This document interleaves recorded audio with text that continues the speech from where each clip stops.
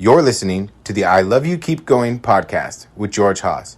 For more information, please visit our website at www.mettagroup.org. That's www.mettagroup.org. So welcome, everybody. This is I Love You Keep Going. It is Thursday, March 19th, 2026. It's 7:35 p.m. Pacific Daylight Time. And I thought I'd talk about IPF, Ideal Parent Figure Protocol, versus IFS, Internal Family Systems, but actually more broadly, uh, uh, the different approaches and the effects on attachment conditioning. Ideal Parent Figure Protocol is really narrowly focused on developing secure attachment. And what secure attachment, of course, allows for is the setting up of a social network that then supports primary exploration. And the different things that happen to you in childhood that affect your attachment conditioning also dramatically affect your capacity to explore. And I think that that's one of the main differences between psychotherapy-based approaches. I think one of the other central differences between a meditation-based approach to working with attachment conditioning and psychotherapy approach is that we have a completely different point of view on the activity of self. Whereas we think the activity of self is a reactive witnessing function to the actual activity of the body-mind. The self in psychotherapy tends to be up front, and a lot of the interventions are meant to work with the structure of self and to understand the activities of self. Whereas in particularly in the Buddhist meditation tradition, it really is the deconstructing of self and working directly with what is thought of as the unconscious in Western psychology. When we talk about, let's say, there's three pillars in the attachment repair response that was developed by Dan Brown and his group, and actually using a psychotherapy model. In his version of that, Ideal Parent Figure was a protocol that you used as the primary means of change. And that's the first pillar. The second pillar in a three pillars approach was the development of mentalizing and emotional regulation. You can do that in the psychotherapy setting. And then what we would be talking about here is a difference of stance. If you have an expert stance in the therapist, and the patient is then coming to an expert for advice on how to change or function in the world, it sets up a different kind of hierarchy than if you have a mentoring approach where there's no hierarchy really in the mentoring approach. In the mentoring approach, you're both on the same level, and the mentor is going with you as you explore the things that matter to you and are able to reflect back to you what the experience of that is. One of the things that allows for transference in a psychotherapy sense is that the therapist withholds information and withholds relating from the client so that the client can then project onto the psychotherapist the early conditioning of childhood, and that it can then be examined in that way. And in the approach that we use, that's not invited. In fact, what's encouraged is for facilitators to reveal themselves and have an actual relationship where the power dynamic is more in line with a relationship outside of that frame. Is that all making sense so far? In exploring the dynamics of the body-mind in from that meditative Buddhist understanding is the sense activity reacts to the gathering of senses and creates the experience of reality. So it's sufficient actually to understand the descriptions of the experience of reality that the person is having and not rely on the transference and counter transference that arises in more conventional psychotherapy or psychoanalytic frame. Um, you might even call it a process of daytime dreaming. Often in the psychoanalytic end of things, dreaming is something that's or dream analysis is something that's encouraged, or free association, which is akin to the process of the visualization of ideal parent figure. In one of the challenges in developing a practice of ideal parent figure is relying on the level of mentalizing that the person coming to do the work is capable of, um, because there's a certain level of mentalizing that's necessary to enable the process to unfold. And so we do see a usefulness for IFS work, which is for people that really aren't able to mentalize at a level where they can engage in ideal parent figure protocol. They can use the structure of IFS to develop a framework for basic mentalizing. So really, it's a kind of out of the box mentalizing system which you learn. And then you identify different aspects of your thinking and feeling process that maps onto the structure in IFS. And that actually can begin the elemental mentalizing process where you're actually tracking the things that are happening, you're identifying what the experiences are, and then you're categorizing them. But we think that it can also be restricting in the sense that you're not imagining your native structure, personality structure, so much as applying a pre-existing structure. And also it can eventually be limiting because it does tend to reify aspects of your personality into these frames. Whereas if when you're using ideal parent figure protocol, it's really mapping onto the native structure of your personality without imposing a kind of prefabricated structure. And also, it doesn't reify aspects into a particular part. One of the things that I think is limiting, particularly when you come into trying to develop an understanding between primary and secondary exploration, is how, when you, in some sense, fix experiences into a particular shape, when you want to move into a place of spontaneity and responsiveness to the things that happen in the present moment, they tend to clump into these ideas about what's happening based on that, the structures of IFS. Is that making sense? I'm not trying to slam anything or to suggest that you should do one thing or another.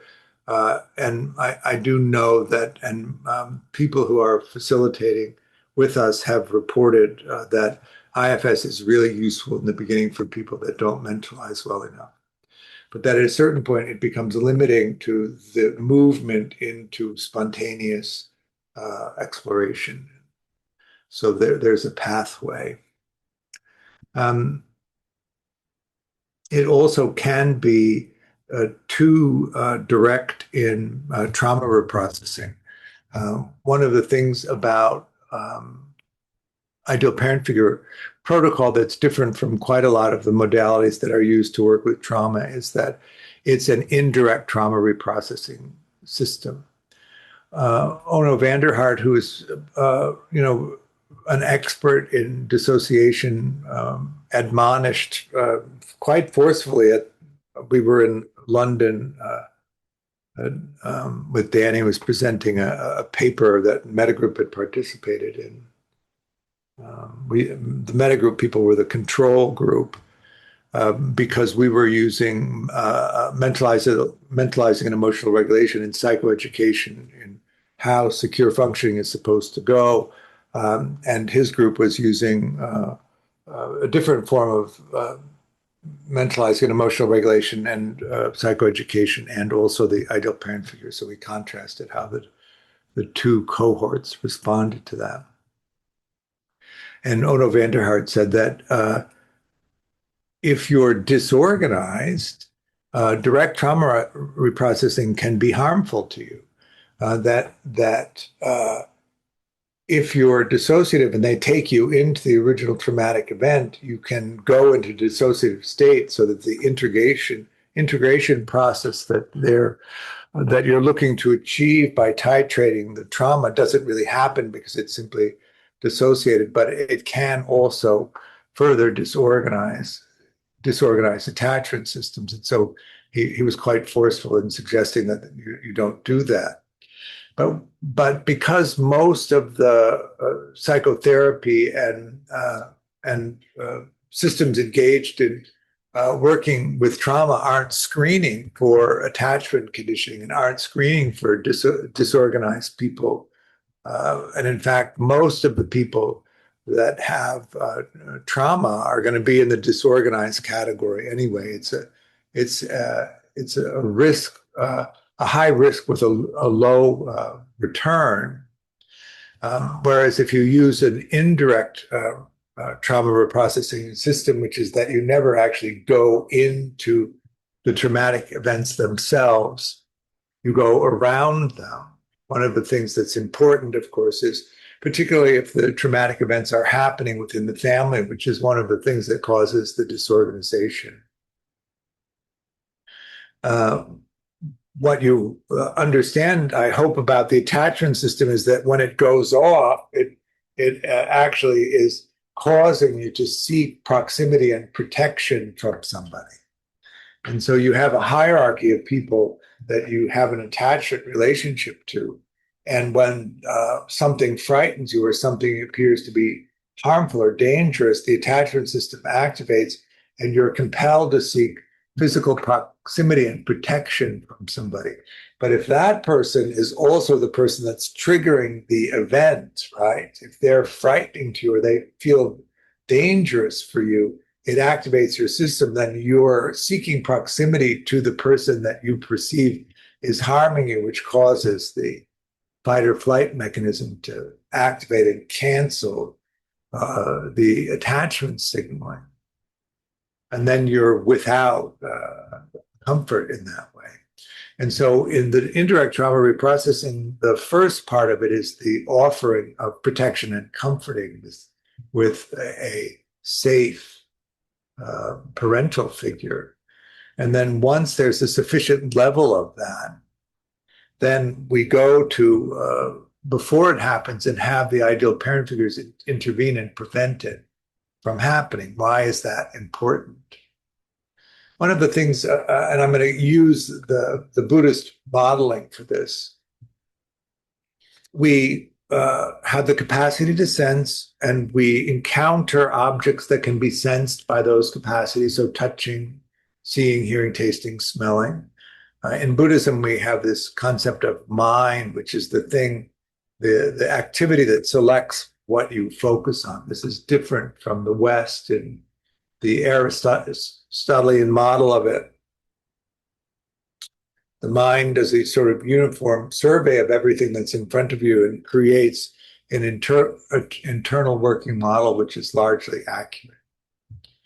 And then you based your responses to the world based on that internal working model. About 300 years after that, Epicurus said that if you were in a strong emotional state, it might distort somewhat your perception and might cause you to create a slightly distorted working model of what's actually happening. But it is, for the most part, reliable. And in the Buddhist frame, we do a highly curated selection of mind moments in the environment, which is based on the things that we prefer. We leave out the stuff that we don't want. And we create a conceptual reality based on that highly curated selection of things that happen. So I would ask you, which feels like a better model? I've never had the sense that I could accurately perceive things, that I have so often created these scenarios about what actually is happening that aren't so relatable to other people's experience. That this, when I heard this, it was just a no-brainer. I'm curating my perception of reality. We react to every moment. We react to every moment, and we construct the meaning of every moment based on our conditioning as the Buddhist, right? The capacity to sense meets the object can be sensed when there's contact. Consciousness of that sensing experience arises.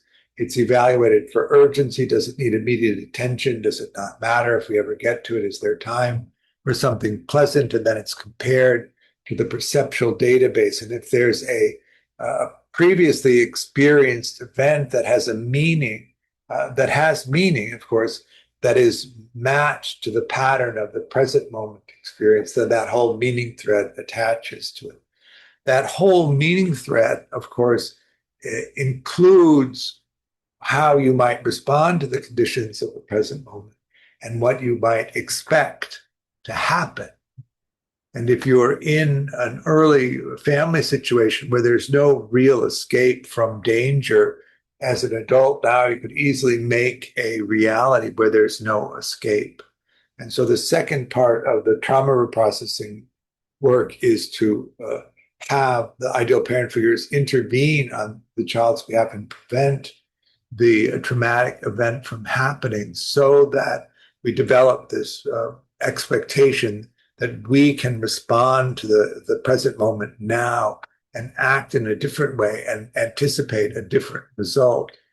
I think the statistic is that somebody who uh, um, is raped is 9 times more likely to be raped a second time than somebody who hasn't been raped, because the defense, the resistance doesn't happen. There's a kind of passivity that settles in on people that have had a lot of trauma in response to the perception that a traumatic event couldn't happen again. Is that making sense? It's a terrible statistic. Um, so we work at the ideal parent figures responding and protecting us so that we can develop an expectation of protection. And we can develop agency to respond. And then the third aspect is the desire for an ideal outcome. If you're a child and you grow up in a household where there's violence or some kind of harm that's directed at you from your caregivers, we might divide it into two aspects. One would be sort of a hapless, overwhelmed caregiver response, and one would be a sadistic response where there was some pleasure gained by the perpetrators of the traumatic event.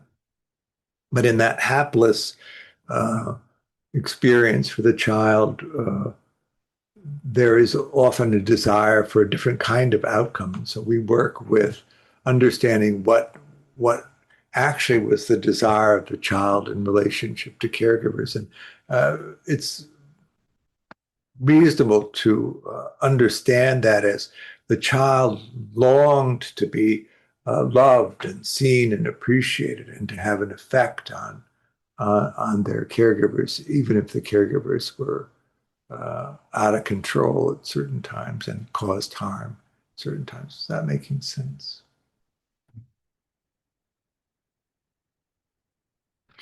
we have a popular culture around trauma that's grown up, and particularly in the way that we have media now and social media now, that there's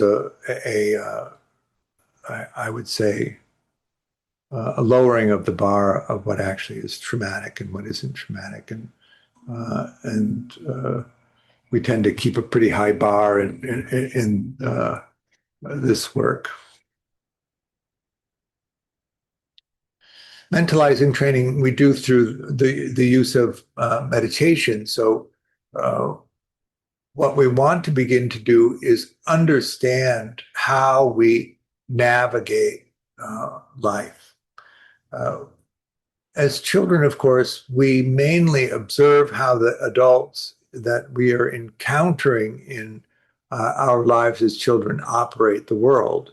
And when you grow up in family systems, people largely use the same tools. We as children, of course, learn the tools for emotional regulation. We learn the tools for conflict negotiation in our family systems. We understand the nature of power dynamics. Children are very sensitive to power dynamics and can recognize who has power.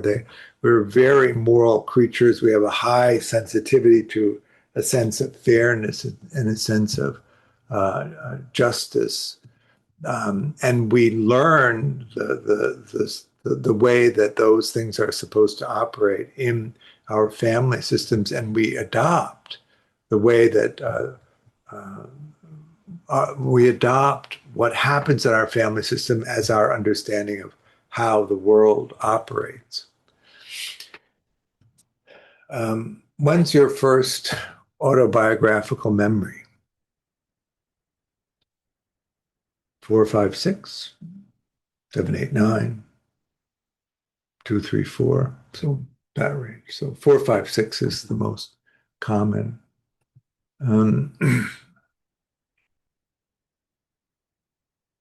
You've already learned all of this by the time your autobiographical memory starts, right? Just by observing what's happened. And so you come into the world with an understanding of how these things operate. And remember that you have a child's brain, not the brain that you have now. And so you observe whether things are going the way that they're going. And in childhood, there's this understanding that the whole world is like that because of the nature of how children perceive things.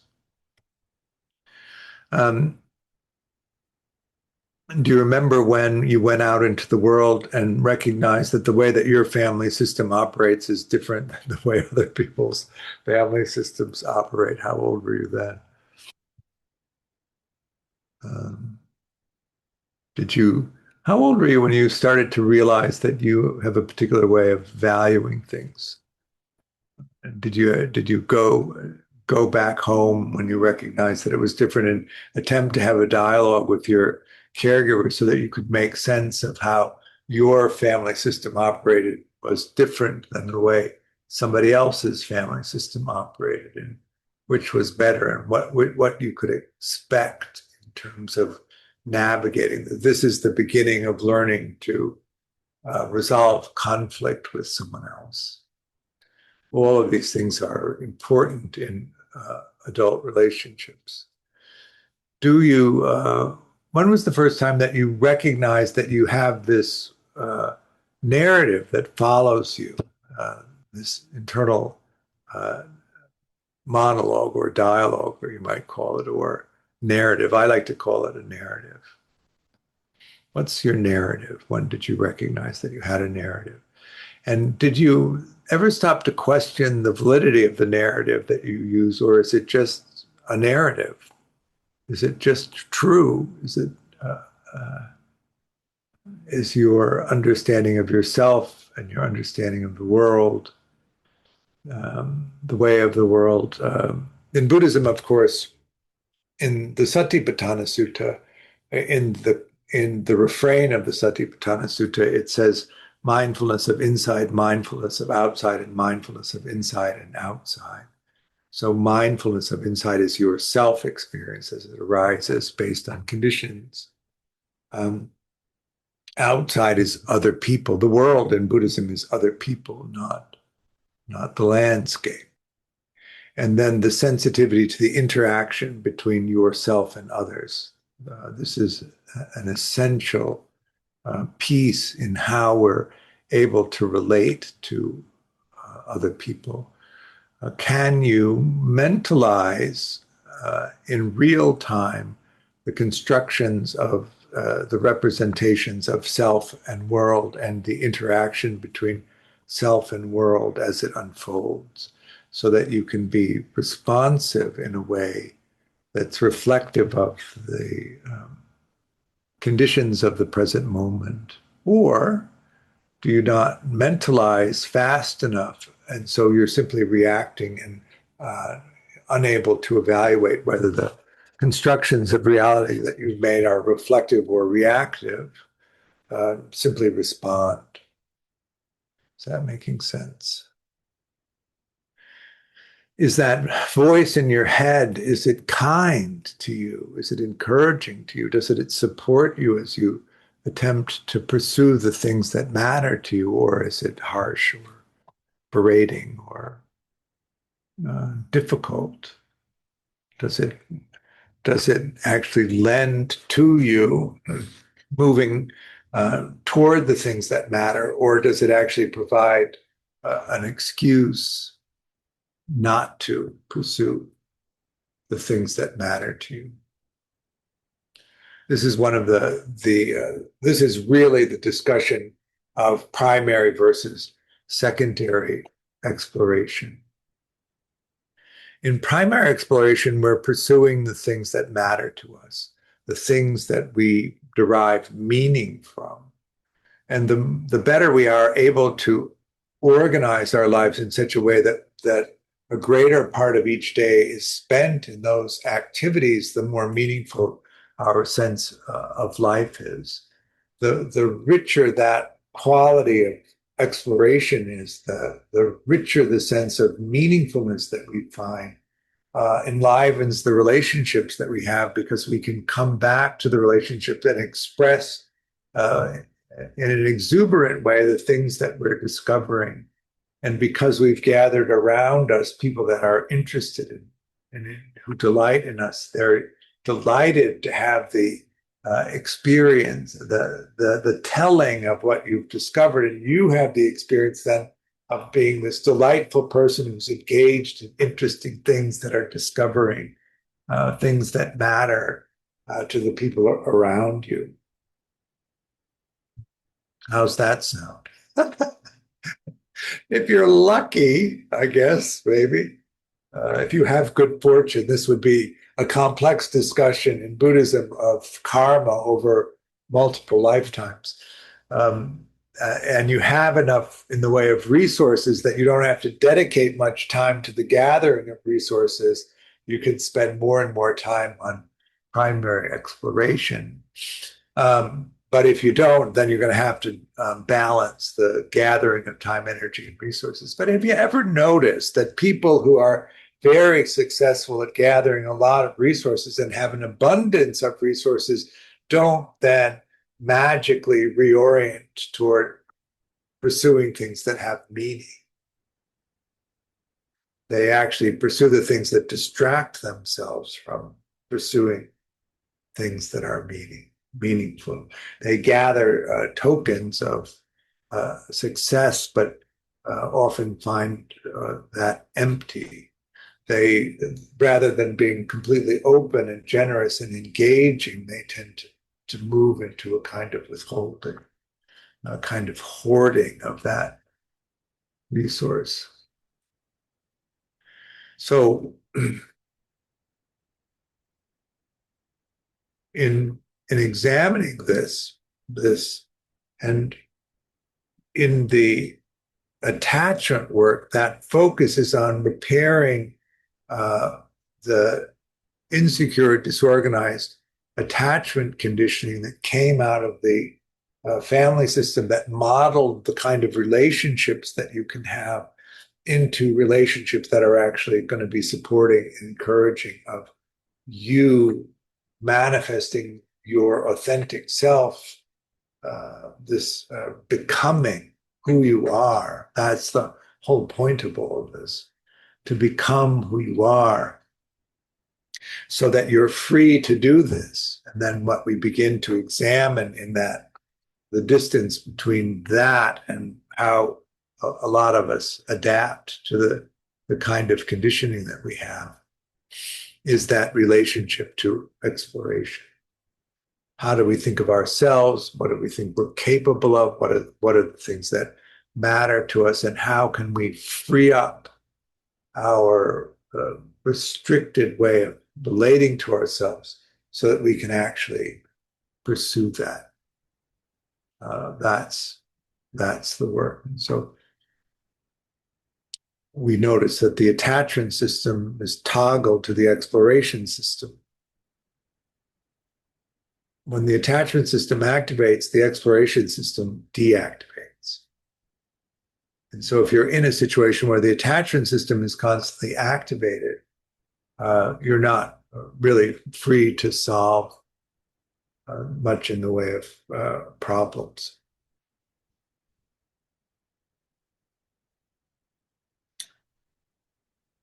What is it that allows that attachment system to shut down and the activation of the exploration system? A sense of safety, a sense of being seen and known, and a sense of encouragement to explore some more is what's essential. In order for that to happen, you have to be willing to tell people who you are so that they can see you authentically. What we all want from the very beginning is to be able to express ourselves authentically, to see that somebody understands who we are, and then that expression has an effect on them, right? They respond to it.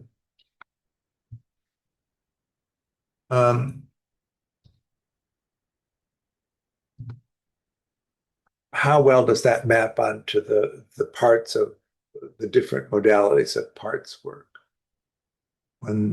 How authentic is an expression of this part or that part in that dialogue? I think it's another one of the things that interferes with that authentic expression that leads to the capacity to explore. The sense of safety, the sense of being known by people comes from the authentic expression of who you are in the telling of it. We really aren't so good at understanding the difference between a presentation and what underlies that. We have capacity for empathy, of course. We can make an evaluation about whether we think somebody is telling us the truth or not telling us the truth. But most of the time, we are accepting the presentation as if that were authentic. And on the other side of that, if you don't present authentically who you are to other people, that anxiety that they might abandon you if they find out what's real never really goes away. It isn't until you're able to tell them who you are and understand that they see that and know that, and then they stick around, does that anxiety fade. And if they delight in you, that's the thing that really allows that complete settling, that sense of enduring safety. And in that sense of enduring safety, you can let go of the vigilance. And in the letting go of the vigilance, the creative space opens between you and someone else, and it doesn't open otherwise. And then that capacity, that human capacity that we have when the exploration system is activated to explore and solve problems and engage in what's meaningful, is all available to us. And if that space doesn't open up, then we have this cognitive self experience laboring away to try and solve problems, which is, I these are metaphors or euphemisms, but the French group that identified the body-mind capacity at 11 million bits per second and the self experience as 16 bits. You're laboring away at 16 bits to solve these difficulties that the 11 million bits would crush if you were able to get to it. Would it? Hi, George. Hi. The concept of safety is clear, and this laboring of self, is helplessness also within this laboring? Yeah, helplessness is a kind of withholding, I would say. Or confusion? Well, um, you you withhold your competency to present helplessness, right? Is the helplessness an actual helplessness, or is it a feigned helplessness as a power dynamic in a relationship that you might learn? For instance, from the attachment point of view, preoccupied people use helplessness as a way of navigating relationships, but it's not a genuine helplessness. It's a strategy. It's a power strategy. I meant in terms of exploration. Helplessness is real in that sense, which is different from the aspect of safety that you were discussing, right? Well, if you're exploring, of course, you're often in a situation of not knowing what to do, particularly if you're in a novel space. Right. But if you have confidence that you can figure it out because you're able to figure these kinds of things out because you're a good explorer, then that's in some sense an exhilarating experience rather than something that limits or causes you to withdraw from it. I guess this confidence, I realized, is coming by the ideal parents. It's that the exploration, visualization. I'm not sure if confidence is actually covered in this, that wow, you actually start feeling confident that you can explore this language. Well, it is if I can use the language, a subroutine that often happens in ideal parent figure protocol. So, for instance, if you're facilitating someone and they're beginning to explore, but then they're frightened that they don't know what to do, you would describe the ideal parent figures as being completely confident that you can do it and that you can onboard their confidence and how that confidence changes everything, and then continue with the exploration, visualization. As that applies to life, of course, the confidence that you need is that your safety net is there to catch you if everything goes wrong. And that safety net is the social group that you develop that supports you in your exploration. So, and this is something that really happens quite a lot, particularly as social networks break down.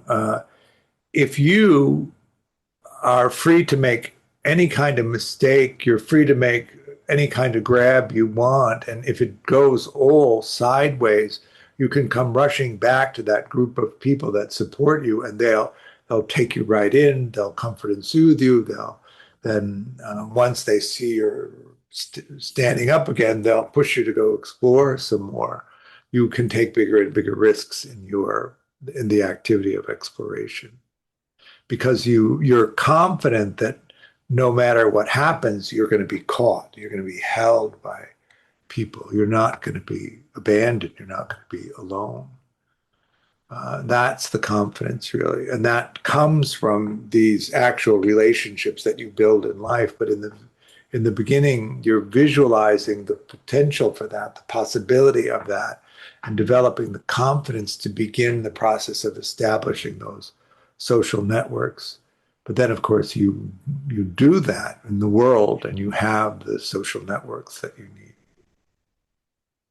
That's how that works. But if the internal state and the internal messaging that you have, which you don't address, is telling you that nobody wants you, that nobody's ever going to form a relationship with you, that you're always going to be rejected, then you don't make the forays into attempting to assemble the social networks that you need to actually support you. Now, why would that happen? The child approaches their caregivers in these spontaneous expressions of attachment need to them. And depending on how the caregivers respond, the child develops a sense of their value in relationship to other people. And we talk about attachment experiences and being handed down generation to generation.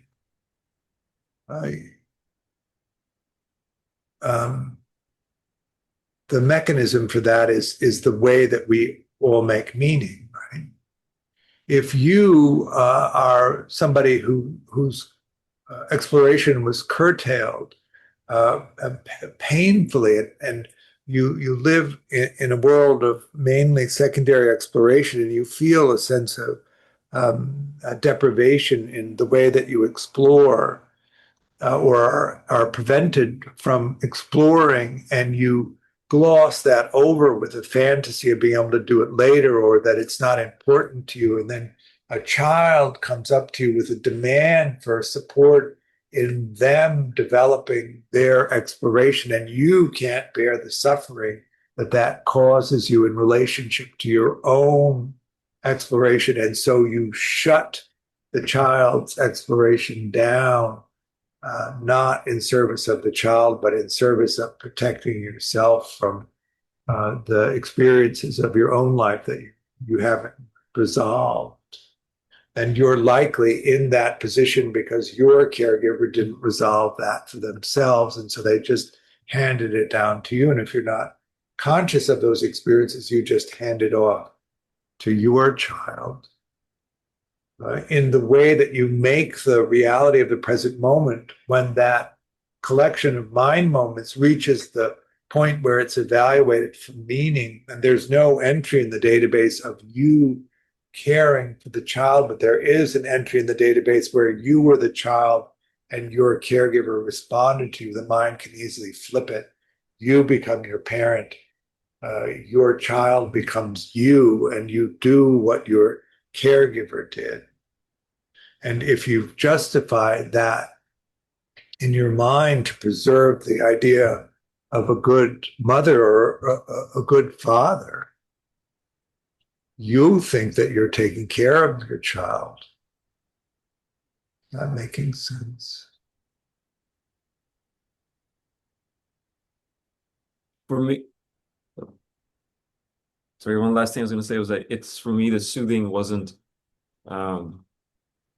about losing, about what's going to happen if I fail, but it's the fear of loss of time at this age, or just this period of my life. So the terrible sadness really is the capacity to understand what has been lost in this process, right? If you were inhibited from exploring, you didn't explore. Not only did you not find out the stuff you needed to know, but you also didn't develop the skill of exploring.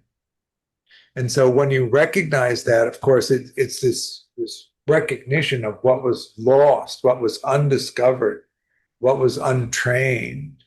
And then recognizing also that now you're free to do that, but you're also beginning now untrained and have to train.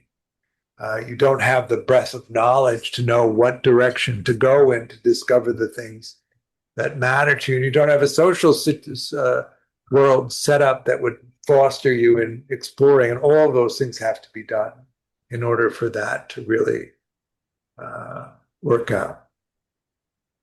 You can, of course, get caught up in the tragedy of all that, but that just adds more to that it just uh, tends to cause you to tarry and not rush ahead with your exploration, which Yeah, creates more deprivation.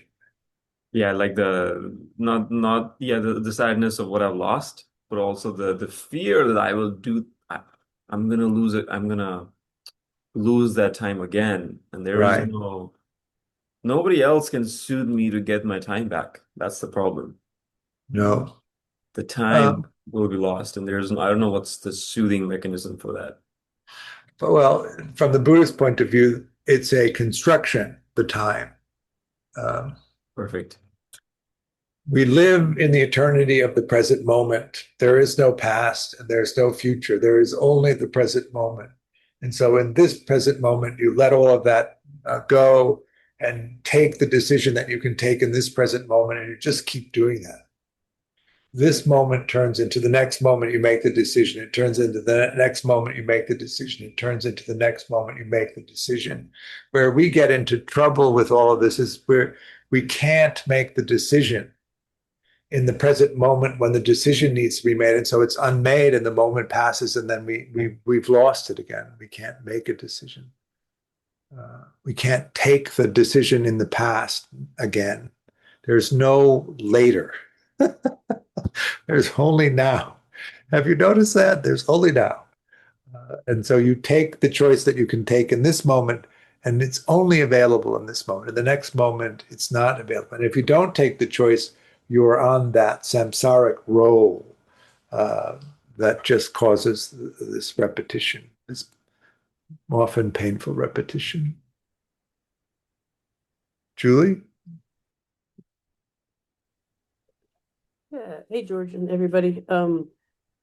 I was gonna ask when you were talking about the safety net and like the relationships that we can hopefully build once I may be saying this wrong, but developing some earned security. Yeah. So creating this core set of people that have that do not activate our attachment system because anyway, my question is Or our defensive system. okay, our defensive system. Um,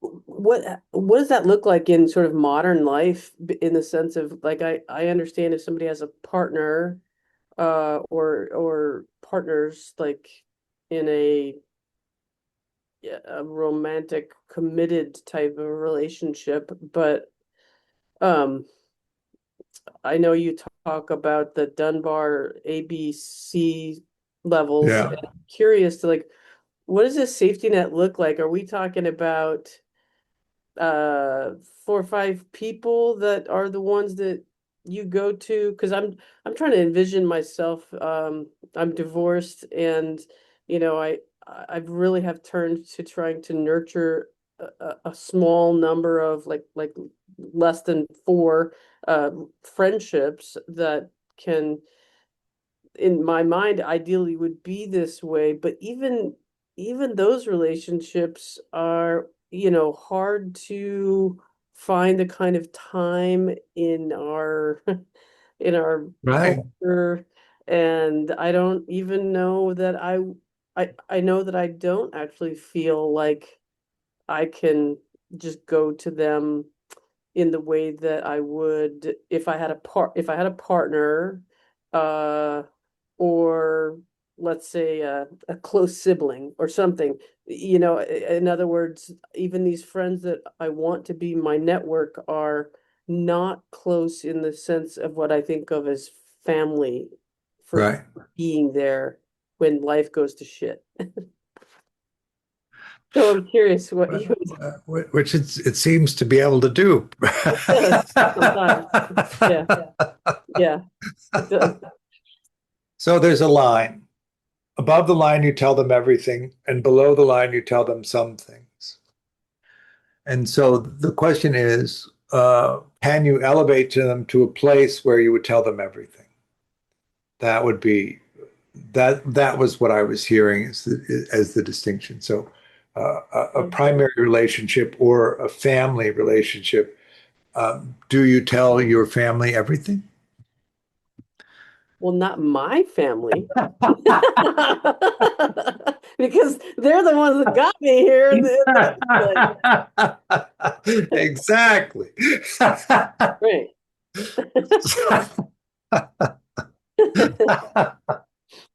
So you make a decision to move people in that way. So in Dunbar's research, between 2 and 5 was the number of people above the line. So it's a small number of people.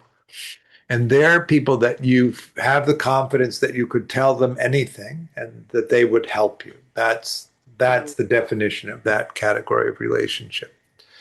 And that there's then 30 or 40 people, if you're still of working age, that are your social network that you encounter regularly, and 15 of that 30 or 40 are close to above the line. And that's actually where you replace the people above the line when things change. Now, not everybody likes to have a primary relationship.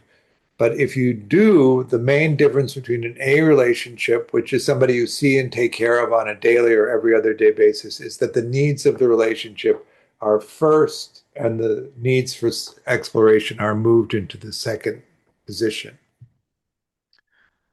B relationships are like A relationships in terms of expressing everything. So they're above the line. People you see weekly or every other week is the model of that. You tell them everything, but the need for exploration is in first position and the needs of the relationship are in second position. That is to say, I use as an example, you're living on the West Coast, you get the dream job, which is going to take you to Chicago. And if they're a B, you just tell them that you're moving to Chicago if you decide to take the job. And if they're an A, you say, I have to get back to you about the job because I have to talk this over with my partner. That would be the definition of that. But now, so can either A or B, some B people be included in what you're describing as like the safety net? Yeah, that would be your safety net. The B, A and B people. A and B people. Okay. Now, how many do you have time and energy for? How many relationships do you want? That's a question. And because they take a lot of time, energy, and commitment, you need people that are reliable and show up for you. And once you find them, you need to put the energy into supporting them. So you can see that that's a lot of energy for relationship. A lot of people who have experiences of relationships not being that reliable are very reluctant to put that amount of energy into a relationship because they're expecting the person to be unreliable and it'll be a waste of energy. So you have to be very careful as you pick them to make sure that they are going to be responsive. And then you have to, of course, reciprocate. You have to take care of them. They take care of you in the way that you need, and you take care of them in the way that they need. When conflict arises in the relationship, you negotiate a solution that is a win-win for both people so that the conflict settles. And the reason that these relationships become more and more valuable is you resolve more and more conflict in a productive way. And so all of that energy that goes into resolving that and stabilizing the relationship then provides a long-lasting relationship. So while it's energy intensive in the front, it evens out and actually is a good deal by the end of it. Whereas insecure relationships come and go quite a bit.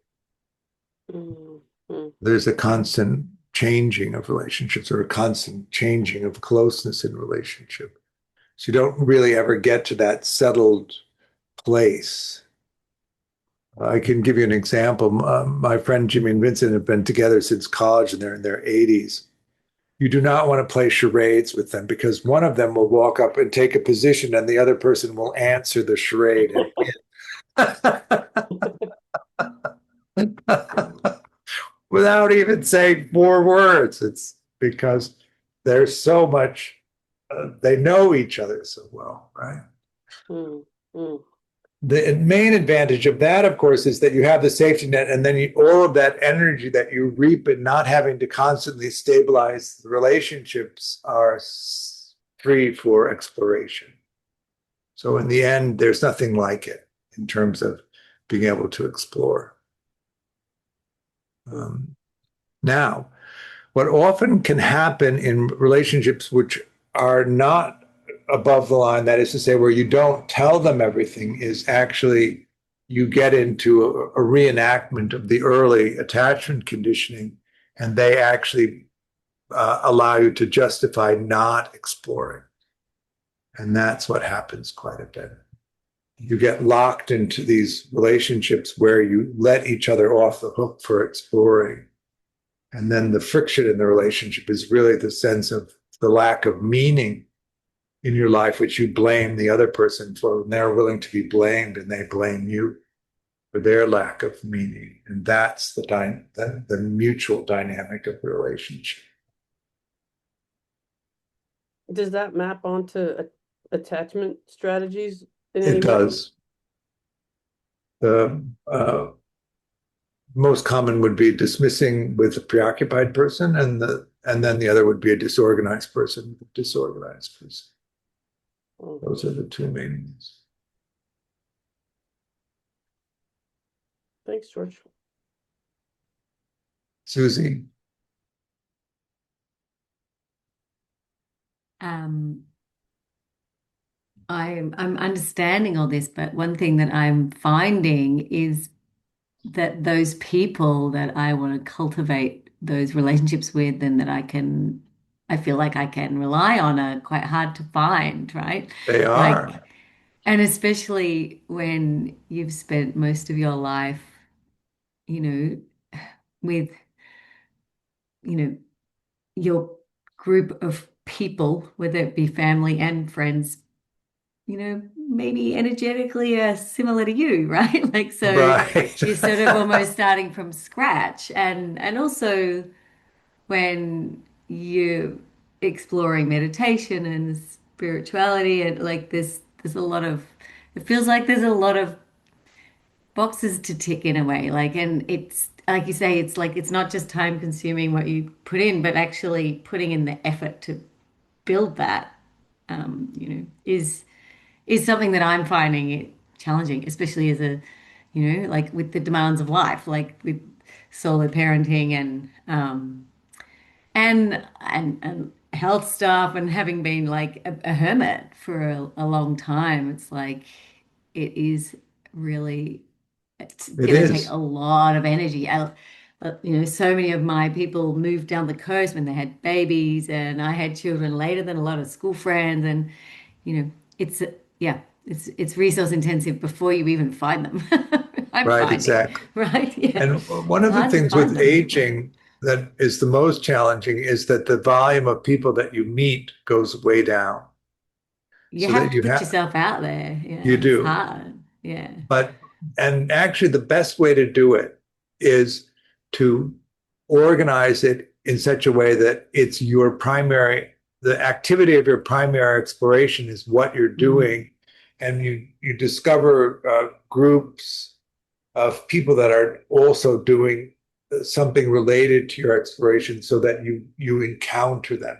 So the main mechanism for you is the pursuit of your primary exploration, and you pay attention to the people that you encounter as you do that, and then invite them. That's the confidence piece that Mudit was talking about, that you see somebody who you might like and you tell yourself, they might like to know me too, so I'm going to go introduce myself. I'm just wondering where to find the time to do that as well, That's the So hard thing. that's a prioritization, which comes from seeing the value of it. We call that seeing the value of attachment. Yeah, yeah. I mean, it is like but there are circumstances in which you don't have much time as well, like, and energy, like, so Absolutely. yeah, it's a I'm big totally one. with you on that. Mm. It's just going to take time. Mm. So, but also what you want to translate that into is how valuable they are once you find them, so that you really take care of them because they're precious, hard to come by. And also in Dunbar's research, he said that people lose a significant relationship every 2.5 years. So that you have to be attending to cultivating new relationships all of the time. There's no coasting on this one. Because if Geography seems to be a big barrier too. Like there's some close people that are just not close, right? And right, that's so then tricky too. they end up being demoted to close C's rather than B's because you can't Mm. just hang with them. Mm. Robin Dunbar is the guy's name. And he has a book called How Many Friends You Need, I think, or something like that. And he lays it out. And you pay attention to it, and just it's something that's on your mind. I'm always cultivating relationships so that whenever you encounter somebody who might be of a little bit of interest, you make the gesture. The tricky thing is the people who light up for you too, right? Well, the That's one of glow, the yes. challenges. Because how long does it take to realize that where they're at and whether they can be reliable and all those things. Well, what you don't allow to happen is the glow mesmerizes you so that you run past I know I run for the hills then. the very large red flags that are flashing.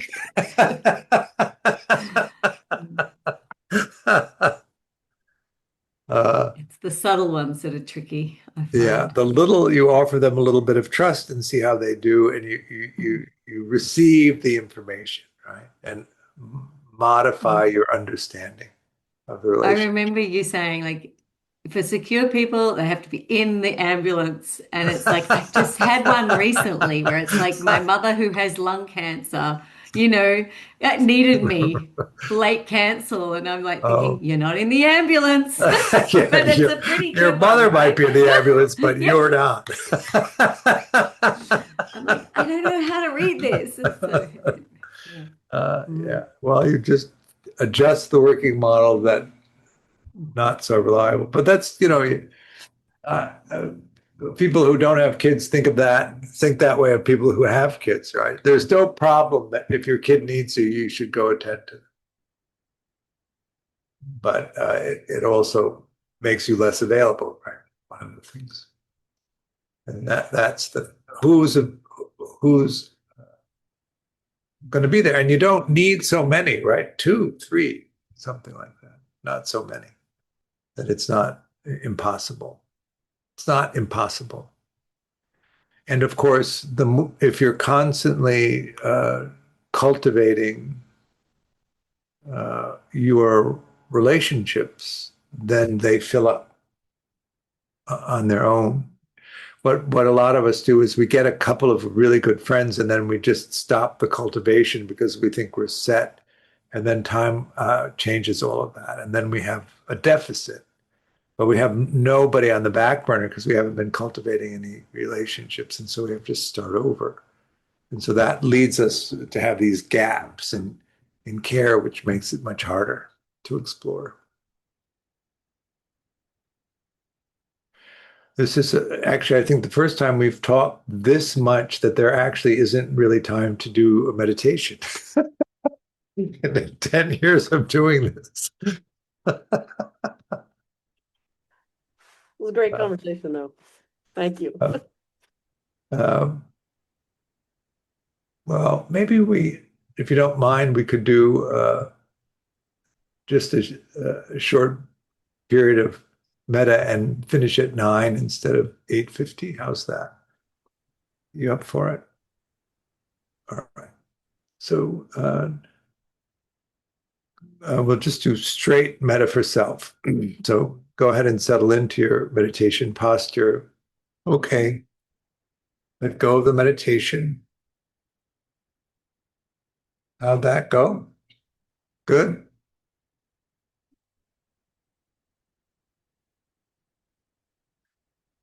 So we've had a level 2 start, and you could join it now.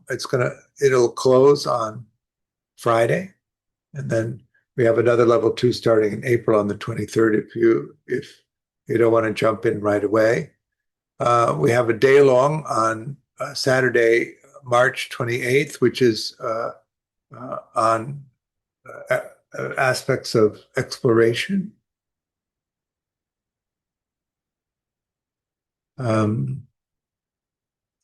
If you're in New York, I'm going to be teaching at New York Insight on Saturday, April 11th.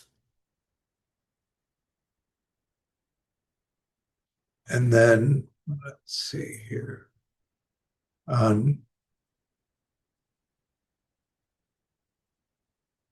We have a workshop in April on the 21st. And I think we have another level 2 starting in April. It's not on the calendar exactly.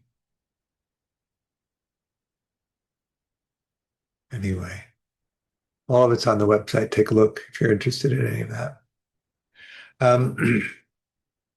I offer the teaching freely, but I do hope if you're able to make a donation, you'll consider it. There's a link on the website. Really appreciative of your practice. It's good to see you. I hope to see you soon. Bye.